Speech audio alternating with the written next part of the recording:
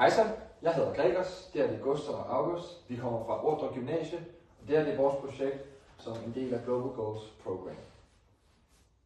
Yes.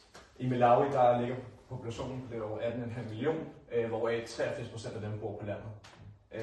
Deres BNP ligger over 14 milliarder, hvor en årlig indkomst altså kun er 360 amerikanske dollars, eller tilsvarende 2500 danske kroner. 35% af populationen lever i ekstrem fattigdom, og det kan ses endnu yderligere ude på landet, hvor der er mindre adgang til karrieremuligheder.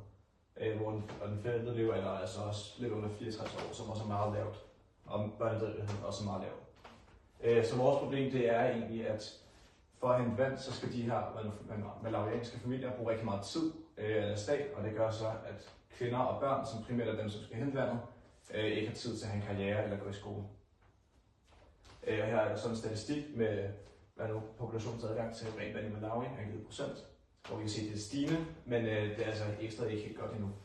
Så vores løsning det er altså et indbygget filtreret vandrør, som man simpelthen kan tænde for vandhanen, og så kommer der filtreret vand ud.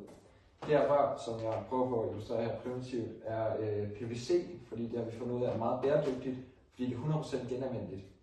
Det er delt op i 3 dele. Den nederste del med et aktivt kulfilter, den midterste del med et åbent rum med jodtabletter, og den øverste del med enten sand eller nylonstof, fordi begge har en filtrerende effekt bare sådan generelt. Men hvis det er, at man skal gøre det lidt mere tilgængeligt for alle mennesker, det er ikke fordi de er super ressourcestærke der, så kan man også hælde sand i.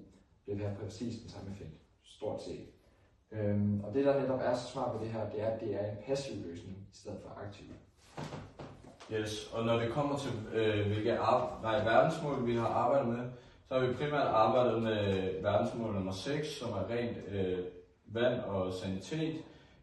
Og som August var lidt inde på før, så er det primært de her kvinder og børn, der bliver sat ud for at hente det her vand. Og med vores produkt vil vi så gøre det mere nemt og effektivt for kvinderne og børnene at hente vandet.